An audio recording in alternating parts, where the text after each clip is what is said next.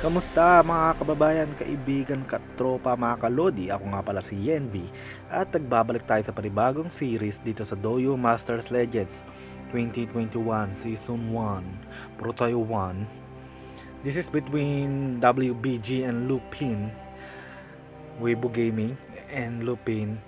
I think this is the semifinals na ng lower bracket kasi this is round 2. So, yeah. Di ko sure kung ano yung tournament format ito, but ayoko rin kasi masyado ma-spoil. So I don't research this tournament and I just sinashout kasi ko lang kung ano yung meron dun sa kinukuhanan ko sa YouTube, which is Wildry Free Take na nandun sa description natin sa YouTube. Naka-link siya doon. Alright, Weibo Gaming, isa tong magaling na team. Weibo Gaming. Mga halimaw din mag-team fighting yan. Although Lupin is just slightly underdog compare sa WBG kasi WBG galing sa upper bracket nalaglag lang sila. Lupin on the other hand won their fight and able to advance pa sa susunod na rounds, which is ito nga. Alright, mamaya na natin pag-usapan yung mga past accomplishment nila. Pag-usapan natin ng pick. Weibo Gaming, di ko alam kung di ko makabasa ng Mandarin na salita na yan. We'll be picking that Darius, Domian will be on the Lee Sin. Wake Up will be picking the Trakan support, and Cheesy will be that Varus. Pero andito Yasuo, pinik natin, no? Yasuo, let's go. Canceran tayo, let's go. Meanwhile dito sa Lupin, kinuha si Galio and Vix. Lavis Gun will be picking that Kai'Sa, do Bran will be picking that Jarvan para sa kanilang jungler. So si CF7 ang kukuha nun. And Ziggs will be on the mid lane. Kai'Sa, dahil may Kai'Sa tayo, automatic Ziggs mid lane mage. I guess standard lang din, standard composition lang. Nothing too crazy sa side ng Lupin although sa WBG din. Ito lang din yung mga nakikita niya sa rank. Kompleto recados kumbaga. May jungler, may top, may browser, mid lane. Although ang pagkakaiba lang sa isa't isa is ang mid lane is a mage para sa side ng Lupin, and WBG si him kukunin tong si Yasuo. Pero dito naman sa baba may konting slight pagkakaiba din. Both engager pero more on like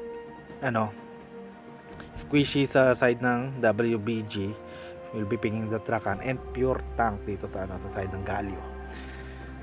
Maganda rin ang magiging pasok dito ng Galio dahil marami ang kaya mag-engage dun sa backline. Ang maaring makahuli dito sa Varus, ayan nga si Jarvan and Vi.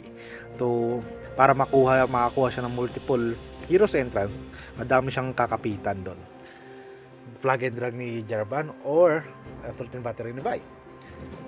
Sumabit na lang siya doon, parang magwa 1, 2, 3 doon sa jeepney, tapos hindi magbabayad. Hindi ko po gawain yan. Nakakalimutan ko po kasi magbayad sa jeep minsan, mga college days. Tapos sobrang pagod mo galing sa school, 1 oras yung biyahe mo pa uwi, tapos nakalimutan mo, di ka pa pala nakakapagbayad kasi di ka siningil ng konduktor. So yun, start na ng game. Standard laning phase nga ulit tayo dahil standard composition lang naman, nothing too crazy. Wala silang kailangan gawin na extra para mapa-work ang kanilang mga pinik. So yan lang mangyari, laning phase.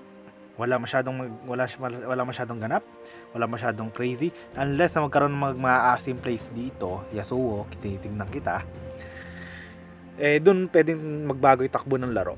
Either pwedeng mag-favor doon sa mag-asim or against doon sa yung sa asim. Ilang beses ko sinabi yung asim sa isang sentence. Pangatlo na to.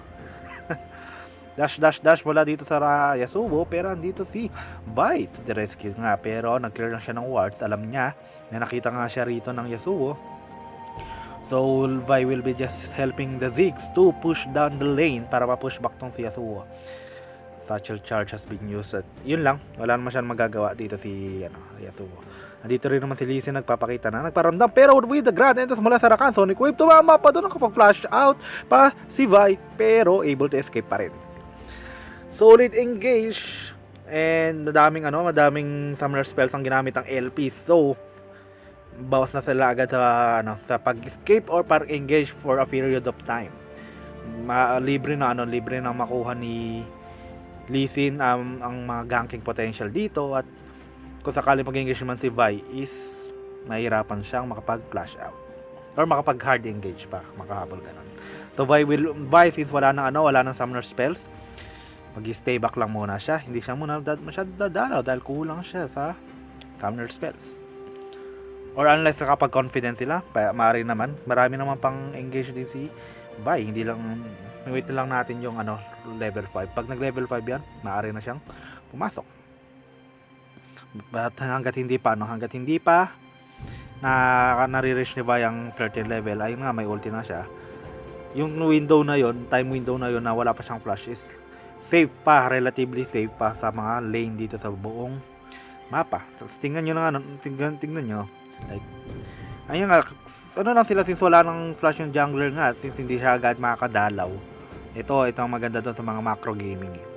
Pwede mo gamitin yung time span na yon para makapag-push pa ng lane na safely. Push mo yung lane, farm ka lang, farm. Na kasi alam mo walang dadalaw sa'yo.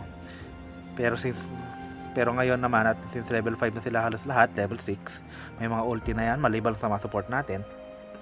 Sa free for all na. Ngayon medyo nakakaramdam ng WBG na pa malapit na bumalik ang flash ni Vi and may ulti na yan. So, they will respect it na lang. Hinihintay pa natin mag-spawn ang mga objectives natin. So, Cloud Drake yata ang unang neutral. Makikita natin dyan. At asahan nyo na since Cloud Drake ang unang mag-spawn, RH ang focus ng parehong team. Pag hindi kasi Infernal ang first Drake, usually dito RH na kukunin kasi hindi naman masyado ganun ka-impactful ang mga other Drakes maliban lang sa Infernal. But kung ako tatanungin, I think kung magkakaroon tayo ng hierarchy so kung ano yung pinakamaganda, syempre mataas Infernal Drake. But okay, apprehend daw. Di ko na naituloy yung sinabi ko. Nakikita ko may konting katsawan sa taas. Yun nga, 6 seconds, 5 seconds mag-spawn ng mga neutral objectives natin. Ngayon na, balik ka sa hierarchy ng tawag dito, kung ano yung unang kukunin. Priority yon, priority. For Infernal Drake first, susunod is gusto kong makuha yung Mountain Drake or Cloud Drake. Cloud Drake na natin pangatlo, then pang-apat is Ocean Drake. But, if nami ako, mas gustuin ko na kahit first Drake yan, makuha pa rin natin at least yung Ocean Drake. It's going to be helpful. Or kung gamit ko is kung gamit ko or gamit ng mga support is may heal, Ocean Drake is a must. Omnivamp pa rin yan. Hindi naman siya nakakatulong sa pagpalakas ng heal ng mga support, but nakakatulong naman siya sa pag Omnivamp nga, lifesteal kumbaga. Dagdag healing pa rin yan. Kaya solid pa rin kung makuha sana. Ginamit natin na the quickness pero may kalasa pala rito sa river. Kai'Sa is dead. Napatay siya ng Yasuo. Galit na galit na si Darius with the ikot-ikot Justice Hero's entrance has been used. Able to kill that Yasuo down at naipit na rito si Darius sa 4. Isa lang ang napatay nila and 4 ang naubos sa WBG. LLP Gaming is on a roll ngayon at nakuha nga nila yung first Drake. Although hindi nila nakuha yung referral, wala rin naman ang silbit. Hindi naman ay push tong mid lane turret. So may pag-asa pa sila para makakuha ng first turret. Anyway, solid na stuff para sa LP Gaming. Pero ngayon, Varus pinipilit na i-push tong mid lane, able to do so, and LP has to respect that. Nakuha pa rin ng WBG ang first Boros Tower, but at what cost? Ang dami nilang naubos na members doon, 4. Hindi ko nakita yung engage basta nakita ko na nung may clash doon sa river. Kala ko mata-turn around kasi knock siyang gilutin si Darius nun but no. Nice hero's entrance dito ni Galio. Able to disperse multiple members of WBG. At ngayon naman mag-rotate na LP dito sa baba, able to push down the tower in the bottom lane. And back away na lang. Respect na lang. No need to be crazy. Pero rito Rakan maghahanap na makakatsaw with a grand entrance. But hindi masyado umabot ng kanyang engage. At kapag back away na nga yung si Galio. Yun nga. No need na para mag-hard engage o magpumilit pa mag-push ng lane. So nakuha niyo na yung nakuha niyo na yung panalo dun sa clash. So pag nag-overstep pa sila baka bumaligtad pa yung laro. WBG is a good team. Team pa rin na. Team fighting sila eh. MIB has been used with the taunt and Justice Punch to secure that kill on Varus. Mali ang pinasok mo, pare ko yung Varus. Bakit ka nag-iisa sa mid lane? Tatlo yan. Cheesy is caught sleeping in this mid lane at na able to prioritize ni Galio or kung sino nag-engage doon.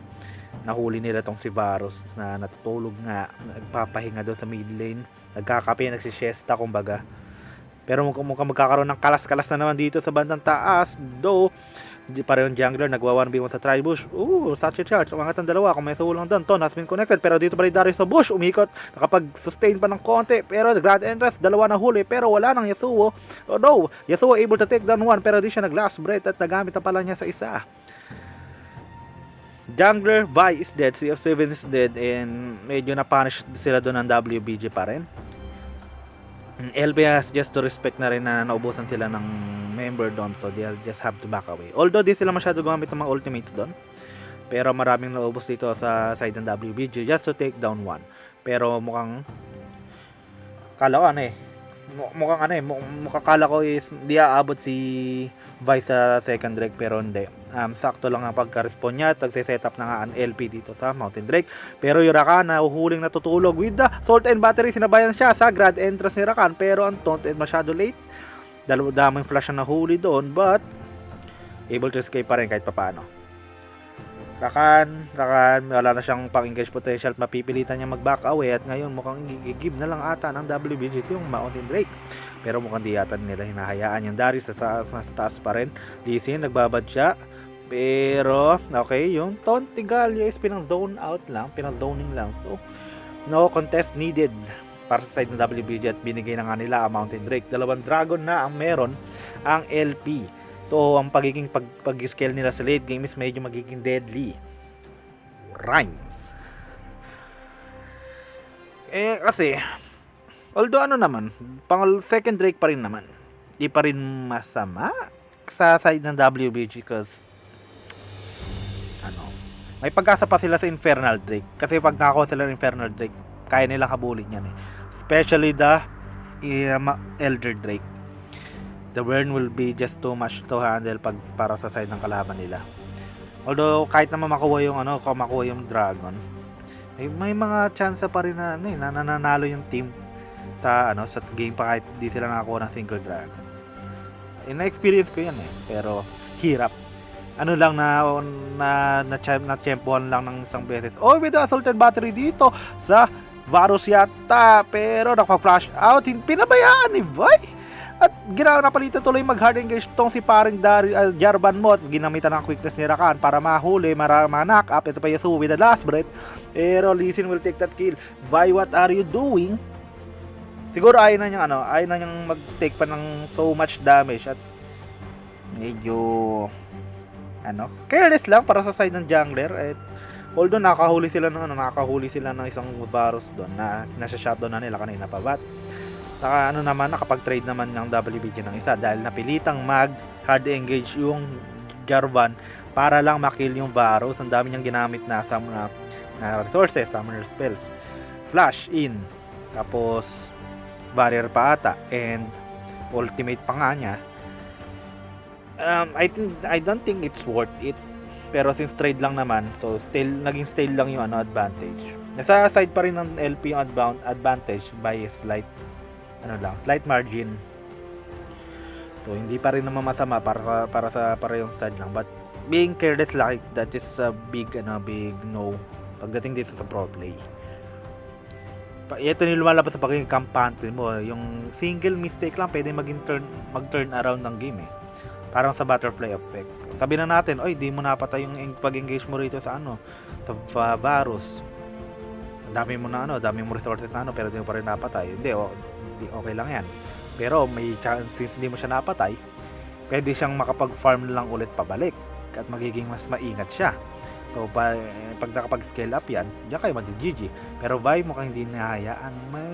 Mas gusto niya atang pilitin ulit ng Varus sa mid lane na laging nag-iisa. Hindi na siya sinasamahan ni Rakan. Break na ata sila ni Varus dahil may shota si Rakan. Di sayang nga. May LQ sila kunwari. So LP ang may hawak ngayon dito sa game, although both 39,000 gold. Ang lamang lang ng Weibo Gaming ng Lupin is 1,000 gold lang. And not really, hindi na rin masama. Winds of War has been used, mukhang magkakaroon ng kalas-kalas. Bolt Breaker, ginamit lang ni Vi pang takas. At mukhang walang mangyaring kalas-kalas dito sa WBG. Okay, what I mean is kalas-kalas is clash. Mas madali lang sabihin kasi sa dila ko yung kalas kaysa sa clash. Sorry sa aking mga kanto linggo. It's just bulol ako so I have to make up some words na madali sa akin para makapagsabi lang smoothly. Katsaw yun ibig sabihin kinitira or something, parang tinataga-taga. Basic lang ganon, minimili, I mean kinakuntian lang yung damage sa kalaban. Okay, magkakaroon na naman ng clash. Okay, nasabi ko na ang clash dito. Weakness, do the engage of Rakan, pero hindi naman tumama, wala nga siyang nahuli. Pero Galio mo, meron na tonta isang jungler mo, kapapatay parata ni Jarvan, Cataclysm has minions, pwede yung MIB, pero di agad na burst down. Darius mo naipit sa apat, napilitan mag-chain of corruption to si Varus, pre-hit lang sa likod, pero ito yung Hero's Entrance is being used at wala na silang nahuli pa. LP and WBG, ang daming resources na ginamit, pero walang namatay sa isa't isa. Lee Sin Dope, kinuha na lang ang Scotty dito sa river para makita kung mag-i-engage pa ang LP sa Ocean Drake, pero LP may sariling plano, mukhang mas gusto nila kuhanin na lang muna ang mid lane para may push nila ito at magkaroon ng konting leeway para makuha nila tong Ocean Drake. Pero WBG hindi hinahayaan, nagde-defensa lang sila, mukhang ire-respeto ng LP to na huwag sila mag-engage. Too close. Kala ko may magkaka-clash na naman doon, magkakakalas-kalas na naman doon with the code. Nakikita niyo yung kamay ko, nagsisignal ako ng code. Double quotation. LP Dome, mukhang di na sila makapaghintay. Umpisa na yata tong Ocean Drake. Yan na nga, si Vi. Na-spot siya rito ng Scotty. Ginagamit na lang ni Galio ang kanyang pagkatangke para ma-zone out ang WBG. But WBG are not having up that. Although mayroon na sila mga ultimate uli. Lahat sila, maliban lang sa Galio. But LP medyo natatakot yata na makipagpalag-palag dahil I don't know, ewan ko sa trip nila. Pero nagiging maingat lang ang LP dito, but WBG is slowly gaining control on this Ocean Drake. Nahuli dito si Jarvan the fourth mo, napilitan mag-engage tong si Rakan.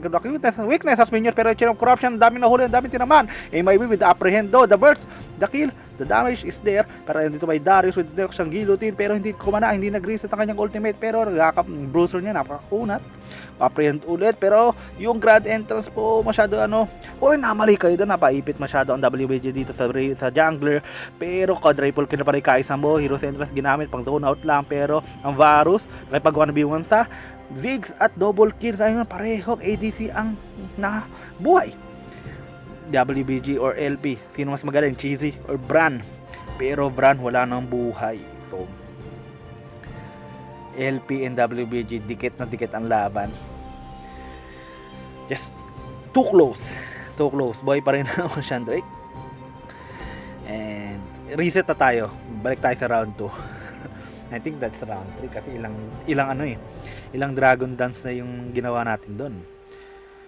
Nice stuff para good stuff para para yung side natin. But WBG kinukuha ulit si Scotty para magkaroon ng vision dito.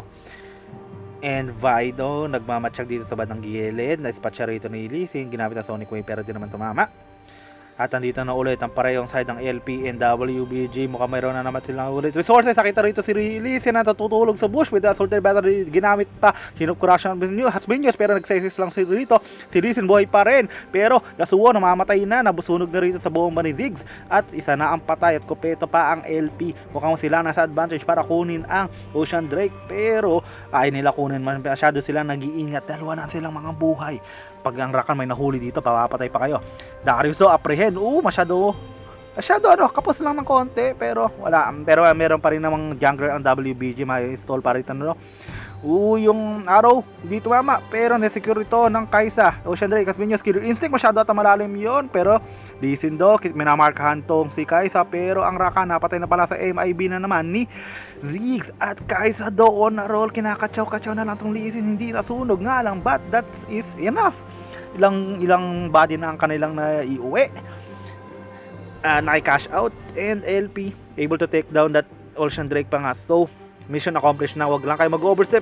Chain of Corruption, gumamit, tinamaan pa rito si Jarvan IV, na-apprehend pa rito ni Darius. Huwag siyang gilutin ng Minions, pero masyado makunot ang pa rin Darius. Jarvan mo, Darius able to flash out. At Ziggs daw, DC, ano natutulog doon? Last breath sa Minions dito sa Kai'Sa, napilitan mag-stasis daw, mukhang magta-turn around pa yata. WBG, unable to turn these things around, at kakaroon pa sila ng chance para makuha yung Baron. Natutulog yung Ziggs sa mid, at napilitan at nakita to ng WBG. Ano gagawin mo? Chain of Corruption, hindi naman tumama. Makapag-bolt breaker kaya? No, ginigay siya agad dito ni Yasuo, able to knock up, and Darius will just take that kill, at nakuha pa nga ng WBG tong Baron buff. All that buff was wasted. All that setup on the dragon was wasted. Yes. Pwede niyang kung hindi lang natutulog yung Ziggs dun sa mid lane, may chance silang makuha na mag-move sa Baron, or mag-reset na lang sila. But no, they have to stay. Binantayan ni Galio itong si Ziggs, tapos si Kai'Sa, nahuli sila dito ng WBG. At ngayon, speak of nahuhuli, ginamit pa yung Dragon Rage para makapag-knock up, pero the taunt will connect. Pero walang masyado mangyari yan, kasi nag-iisa lang ang Galio. Lee Sin will take that kill, at ngayon medyo natutulog na rito ang LP. Mukhang natitiltad niya yata sila dahil I just speechless. Wala akong masabi sa ginawa ng Ziggs dyan. You just stand there kahit isang segundo lang. Okay. Flash in dito si Kai'Sa. Kala niya makapatay pa rito si Darius, pero masyado makunat. Yan, nasusulog na rito ang paring Darius mo. MIB has been used para maklear ang wave, at walang namatay para sa side ng WBG. Pero Rakan daw able to kill that Kai'Sa na natutulog na naman doon sa taas na masyado mag-overstep. Low health ka na nga, di ka pa umuwi. At ngayon, kulang na ang LP. Yan nga sinasabi ko, may chance na pag kahit nakuha mo lahat ng Dragon, pwede pang manalo ang kabilang team. But ito na nga yun, nakuha ng WBG yung Baron, ginamit naman ng Macure Gaming, at nakakahuli pa sila ng mga skirmishes dito sa iba't ibang lanes. At MIB has been used. Chain of Corruption, hindi naman masyado tumama, pero di naman mangyari yan. Rakan with the grand entrance daw, isa nahuli, dalawa, pero wala nang last breath pala tong Yasuo doon, hindi masyado ginamit, at may pushback na lang tong Tore, push down, at wala nang Tore ang LP in just one Baron buff. Yan ang macro gaming. Ganyan gumamit ng Baron buff. Sulit na sulit, bigay na bigay, bayad na bayad. Isang ito yung sinasabi ko, yung butterfly effect. Yung pero yung isang maliit na pagkakamali pa pwedeng lumaki. Yung parang sa kanta ng Brown Mine Revival, maliit na butas lumalaki, konting gusot. Ito na nga, dami na naman nahuhuli dito sa side ng LP Gaming. Flag and drag dito si Jarvan, pero napilitan mag-flash in dito si Darius rather, pero na-burst down na siya agad. Pero andito pa yung Rakan to the rescue. Ito pa yung rack up niya, Yasuo with the last right, dalawa na huli, pero buhay pa rito si Darius ang sustain ang Guardian Angel. Napakagrabe naman. Ngayon, uubos na yung LP ang mga buhay nila. Na siyang gilutin, stage pa pa rito. Kai'Sa, wala kang magagawa sa palakol ni Darius. At ngayon, ubos na ang LP. Nag-iisang Jarvan na lang yan. At ngayon, mag-flash in ang Lee Sin, unable to take the win. Comeback win para sa side ng WBG. LP, what the hell was that? Good game para sa WBG, but LP though, I think that was a throw. Game 2, tignan natin kung makabawi pa yung LP or WBG. Mag-gain control nila ang series. Bye!